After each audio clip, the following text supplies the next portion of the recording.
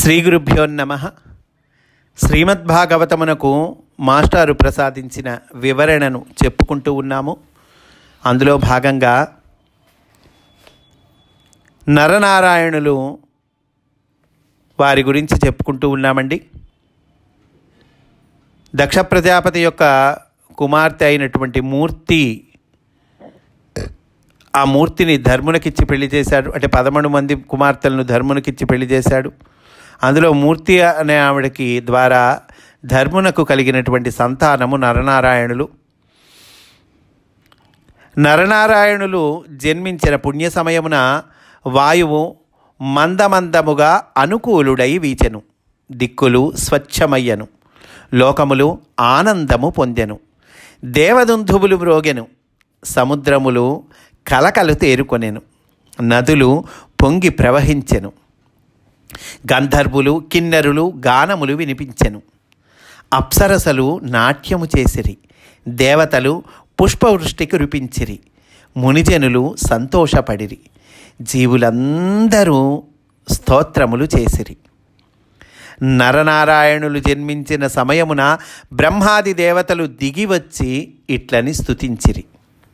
ఆకాశమున మొబ్బులు నానా రూపములతో కనిపించును. అంటే బ్రహ్మాది దేవతలు చక్కగా నరనారాయణులను స్తోత్రం చేస్తూ ఉన్నారండి. ఆకాశంలో మొబ్బులు నానా రూపములతో కనిపించును. అట్లే ఏ ఆత్మయందైనను మాయచేత ఈ జగత్తు ఉన్నట్లు గోచరించుచున్నది. ఈ మొత్తము ఏ ఆత్మయందు తోచుచున్నదో ఆ పరమాత్మ ఉన్నట్లు లోకములకు తెలియుట కొరకు ముని రూపములుగా మీరు ధర్ముని ఇంట పుట్టితిరి. ఈ మొత్తం ఆత్మ జగత్తు ఉన్నట్లు గోచరిస్తూ ఉంది కదా.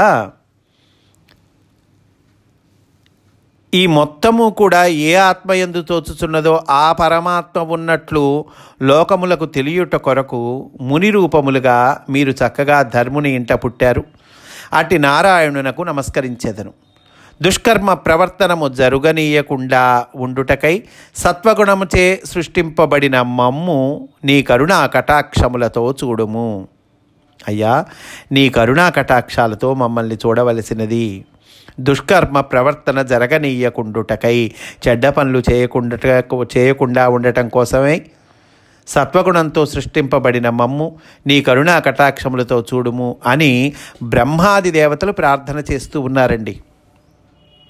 అని దేవతలు స్తుతింపగా వారిని కృపాకటాక్షములచే చూచి నరనారాయణులు గంధమాదన పర్వతమున కేగిరి. గంధమాదన పర్వతానికి వెళ్ళారు వాళ్ళు నరనారాయణులు. తండ్రి మిక్కిలి సంతోషించెను. భూమి యొక్క భారము పోగొట్టుటకై వీరు కృష్ణార్జునులుగా యదువంశమున కురువంశమున సత్వగుణమూర్తులై ఉద్భవించిరి.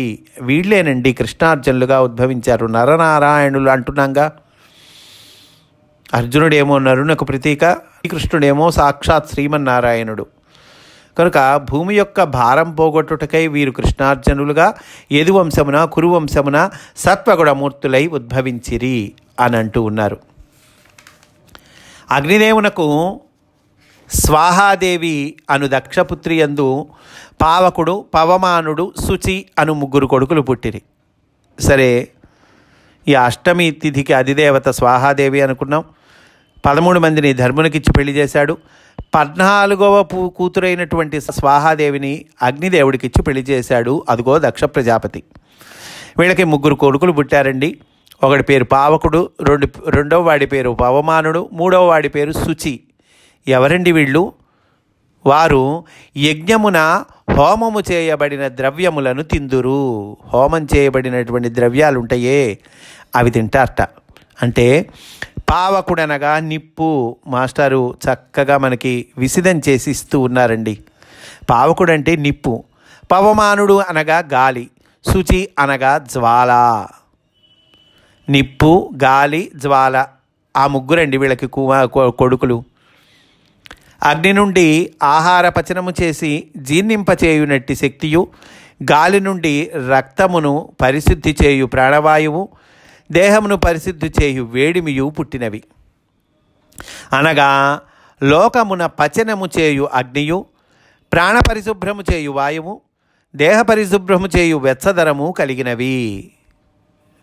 మనకి లోపల పచనం చేయటం, ఇదిగో ఈ యంత్రాంగం అంతా జరగాలి కదండి. అవన్నీ ఎట్లా వచ్చినాయి జీవులకి? అదిగో అట్లా వచ్చినాయి అని చెప్తూ ఉన్నారు. ఈ ముగ్గురు నుండి 45 విధములైన అగ్నులు పుట్టినవి. కనుక ఈ ముగ్గురు నుండి 3 కొడుకులు పుట్టారు కదండి. ఎవరు ఆ 3 కొడుకులు? ఎవరండి? నిప్పు, గాలి, జ్వాల. వాళ్ళనే పావకుడు, పవమానుడు, శుచి అంటున్నాం. వాళ్ళ వల్ల మళ్ళీ 45 విధములైన అగ్నులు పుట్టినయట. మాస్టర్ చెప్తున్నారు, ఇవి సృష్టిలోని వివిధములైన మార్పులు కలిగించుచుండును. ఉదాహరణమునకు సూర్యరశ్మి అందలి అగ్ని భూమిపై మలిన వస్తువులను భస్మము చేసి మంచి వస్తువులుగా మార్చును. అగ్నులు రకరకాలు ఉన్నాయి కదండి. ఎదుగో 45 రకాలని చెబుతున్నారు. సూర్యరశ్మి అందలి అగ్ని ఉంది. సూర్యరశ్మి మనం దానికి సూర్యుడికి ఎదురుగా నిలబడ్డామనుకోండి, చుర్రుమంటుంది కదండి. మరి అది అగ్నే. సూర్యరశ్మి అందలి అగ్ని భూమిపై మలిన వస్తువులను భస్మము చేసి మంచి వస్తువులుగా మార్చును. మనము చూడండి, బియ్యము కాస్త బాగుండలేదు, కాస్త ఏదో పురుగు పట్టబోతూ ఉంది అని అనుకున్నాం అనుకోండి, ఎండలో పెడతాం. అప్పుడు ఆ దోషం పోతుంది. కొత్తగా మనం కందిపప్పు, శనగపప్పు కొనుక్కొచ్చుకున్నాం అనుకోండి, డైరెక్ట్గా డబ్బాలో పోసుకోం, ఎండలో పెడతాం. ఒక రోజైనా ఎండలో పెడితే అప్పుడు 6 నెలలైనా ఏడాదైనా శుభ్రంగా అవి పాడవకుండా ఉంటాయి. కనుక ఏమంటున్నారు? సూర్యరశ్మి అందలి అగ్ని భూమిపై మలిన వస్తువులను భస్మము చేసి మంచి వస్తువులుగా మార్చును. జఠరాగ్ని ఆహారమును జీర్ణము చేయును. ఘర్షణ వలన పుట్టిన అగ్ని అన్నము వండుకొనుటకు, లోహాది ద్రవ్యములకు స్థితిభేదము కలిగించుటకు పనిచేయును. అంతే కదండి, లోహాది ద్రవ్యములకు స్థితిభేదము కలిగించుటకు. ఎనుముని వంచాలనుకోండి, బాగా వేడి చేస్తారు, అప్పుడు మెత్తబడుతుంది, అప్పుడు వంచుతారు. లోహాది ద్రవ్యములకు స్థితిభేదము కలిగించుటకు పనిచేయును. ఆలోచనాగ్ని సృష్టి ధర్మములను ప్రకాశింపచేయును. ఇట్లు 45 విధములైన అగ్నులు సృష్టిలో పనిచేయుచున్నవి. ఇదిగోండి, ఈ రకంగా 45 విధాలైనటువంటి అగ్నులు పనిచేస్తూ ఉన్నాయిటండి. అంటే ఫిజిక్స్లో హీట్ చాప్టర్ ఉంది కదండి, ఆ హీట్ చాప్టర్ మొత్తం ఇక్కడ చెప్తూ ఉన్నారండి. అంటే మనం ఫిజిక్స్లో చదువుకునేటువంటి థర్మోడైనమిక్స్, హీటు, ఇగో ఇక్కడ చెప్పిన దానిలో కొంత భాగం అంతే, అది ఒక భాగం అంతే. అది 45 రకాల అగ్నులు సృష్టిలో పనిచేస్తున్నాయిట. వీరును వీరి తండ్రులైన 3 స్వాహాదేవి భర్త అయిన అగ్నిదేవుడును కలిసి మొత్తము 49 మంది. వీరు 49 మంది అండి మొత్తం వీళ్ళు. అయితే ఏమంటున్నారు? వీరు మన భూమికి 7 విధములైన సూర్యకిరణముల నుండి ఒక్కొక్క దాని యందు 7గురుగా దిగివత్తురు. సూర్యకిరణాలు 7 రకాలుగా అంటున్నాం కదండి. 7 విధములైన సూర్యకిరణాలు ఉన్నాయి అంటున్నాంగా మనం. సప్తాస్వర ధమారూఢం అంటున్నారుగా. కనుక వీరు మన భూమికి 7 విధములైన సూర్యకిరణముల నుండి ఒక్కొక్క దాని యందు 7గురుగా దిగివత్తురు. 49 మంది రకాల అగ్నులు ఉన్నాయి అంటున్నాము. 49 డివైడెడ్ బై 7 అంటే 7 రకాల సూర్యకిరణాలు. అందులో ఒక్కొక్క దాన్ని మళ్ళీ 7 భాగాలు చేయి, అప్పుడు 49 భాగాలైంది. వీరి వలననే నరుని దేహతత్వమునందు సప్తధాతువులు, సప్తస్వరములు, 7 రంగులు మొదలగు విభాగములు కలుగును. సప్తలోకములను, సప్త జిహ్వలు కలుగుచున్నవి. ఈ 49 మంది అగ్నులను వేదనిష్ట గలవారిచే యజ్ఞముల యందు ఉపాసింపబడి ప్రయోజనములను తీర్చుచున్నారు. ఈ 49 మంది అగ్నులు కూడా వేదనిష్ట గలవారిచే యజ్ఞాలయందు ఉపాసింపబడుతూ ఉన్నారు, మనకి ప్రయోజనాలను తీరుస్తూ ఉన్నారు. ఈ 49 మందియు 7 గణములుగా పనిచేయుచున్నారు. వీళ్ళని 49 మంది అగ్నులు, వీళ్ళని 7గా వర్గీకరిస్తున్నారు, 7 గణాలుగా వర్గీకరిస్తూ ఉన్నారండి. 7 గణములుగా పనిచేయుచున్నారు. ఆ 7 గణాలు ఇచ్చారు మనకి. అగ్నిశ్వాత్తులు, బర్హిషదులు, సౌమ్యులు, పితరులు, ఆజ్యపులు, సాగ్నులు, నిరగ్నులు. మాస్టర్ ఇక్కడ వివరిస్తూ ఉన్నారండి. ఎవరు ఈ 7 రకాలు అనేటువంటివి మాస్టర్ వివరిస్తూ ఉన్నారు. అగ్నిశ్వాత్తులు అంటే ఏమిటి అంటే కనుక ద్రవ్యమందలి అణువుల యందు ఇమిడియుండువారు. బర్హిషదులు దర్భలు పరుచుకొని కూర్చుండువారు అనగా సూర్యాది కిరణముల యందుండువారు. సౌమ్యులు అనగా సోముని లోకమున పనిచేయువారు. వీరి వలన దేహములకు ప్రాణములకు సంబంధము ఏర్పడి సస్యాదుల నుండి దేహములు పోషింపబడును. రసాత్మకుడనైన సోముడనై నేను ఓషధులు అన్నింటినీ పోషించుచున్నాను అని గీతలో కృష్ణుడు చెప్పెను. గీతలో కృష్ణుడు చెప్తాడండి, రసాత్మకుడనైన సోముడనై నేను ఓషధులన్నింటినీ పోషించుచున్నాను అని చెప్పారు కదండి. అదిగో ఇక్కడ చెప్పినటువంటి సోముడు అన్నమాట. పితరులు అనగా పిండోత్పత్తికై గర్భధారణాదులు కల్పించువారు. ఆజ్యపులు అనగా నేయి త్రాగువారు. వీరు దేహముల అందలి చమురు పదార్థమును కూడబెట్టి వినియోగము చేయుదురు. సాగ్నులు అనగా జీవులలోని చైతన్య స్వరూపులు. నిరగ్నులు అనగా జీవము లేని ఖనిజాది పదార్థములను కాపాడువారు.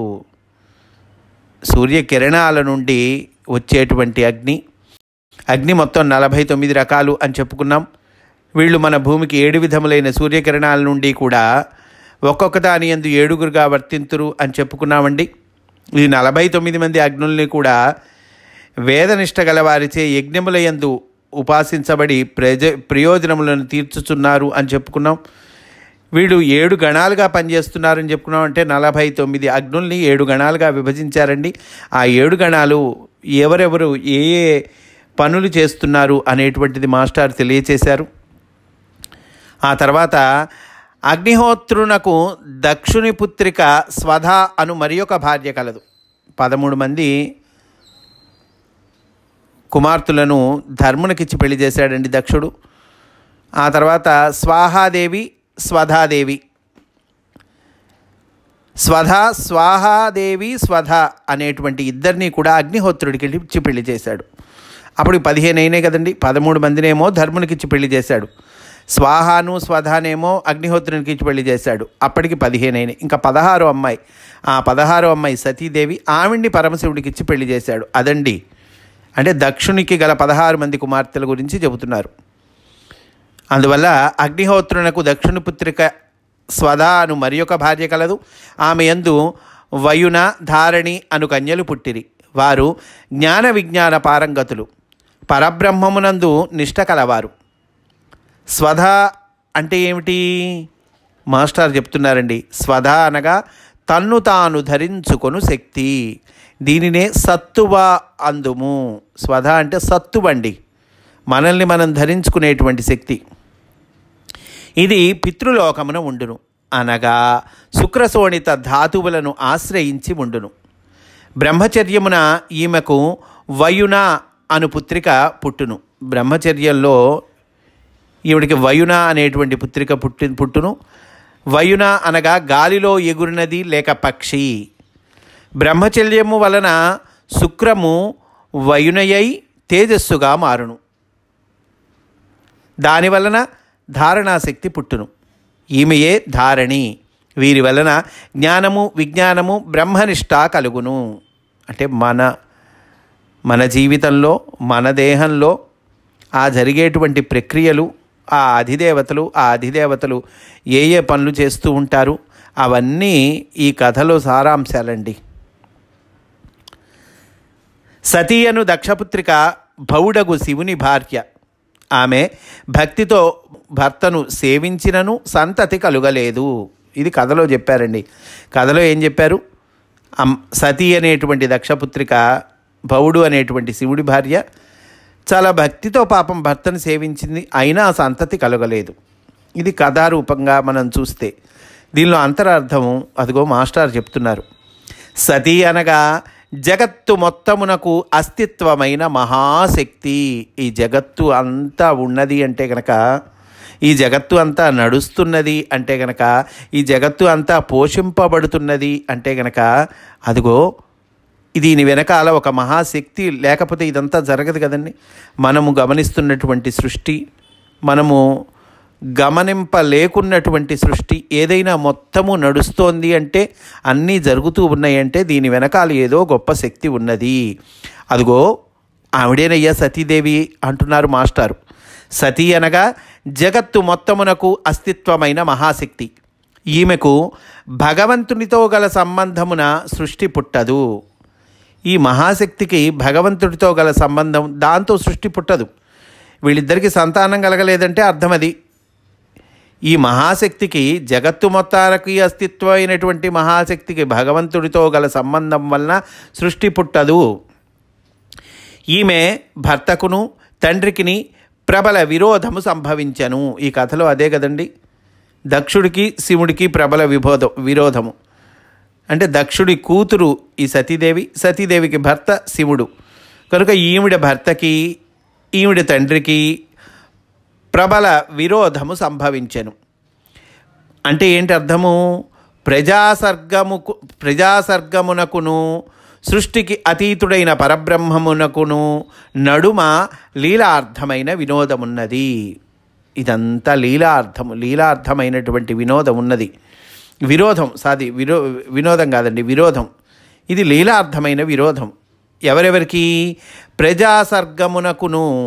ప్రజాసర్గము చేయవలసినటువంటి వాడు ప్రజాపతి కదండి. ఈయన దక్షుడు ప్రజాపతి, సృష్టి చేయవలసినటువంటి వాడు. ఆ ప్రజాసర్గమునకును సృష్టికి అతీతుడైనటువంటి పరబ్రహ్మమునకును, పరమశివుడు ఎవరు? సృష్టికి అతీతమైనటువంటి పరబ్రహ్మము. వీళ్ళిద్దరికీ లీలార్థమైన విరోధం ఉన్నదట. ఆ విరోధము వలన సతీదేవి యోగ మార్గమున శరీరము విడిచెను. మనకి తెలుసు దక్షయజ్ఞ కథలో సతీదేవి యోగాగ్ని రగుల్చుకొని ఆవిడ ఆత్మాహుతి చేసుకుంటుంది. అందువల్ల ఏమంటున్నారు? వీళ్ళిద్దరికీ లీలార్థమైన విరోధం ఉంది. ప్రజాసర్గమునకు భగవంతుడికి లీలార్థమైన విరోధం ఉందయ్యా. ఆ విరోధం వల్ల సతీదేవి యోగ మార్గమున శరీరము విడిచెను. అంటే ఏంటి? పరాప్రకృతి అనబడు మహామాయ భగవంతునితో సంబంధము పెట్టుకొని మాయమైపోవును. ఆవిడ శరీరాన్ని విడిచిందంటే ఏంటి? ఆవిడ మాయమైపోయింది. ఎవరు? పరాప్రకృతి భగవంతుడితో సంబంధం పెట్టుకోవటం వల్ల మాయమైపోయింది. ఈ సంఘటనలో యోగ విద్య పుట్టును. ఎప్పుడైతే పరాప్రకృతి భగవంతునితో సంబంధం పెట్టుకొని మాయమైపోతుందో అప్పుడు యోగ విద్య పుడుతుంది. మైత్రేయుడు ఇట్లు తెలుపగా విదురుడు ఆపి ప్రశ్నించెను. ఇదంతా విదురు మైత్రేయ సంవాదం అండి. మైత్రేయుడు విదురుడికి చెప్తూ ఉన్నాడు. విదురుడు ఆపి మళ్ళా ప్రశ్నించాట. అయ్యా, పుత్రికల యందు ప్రేమగల దక్షుడు తన పుత్రిక అయిన సతీదేవిని అనాదరము చేయుట ఎట్లు జరిగెను?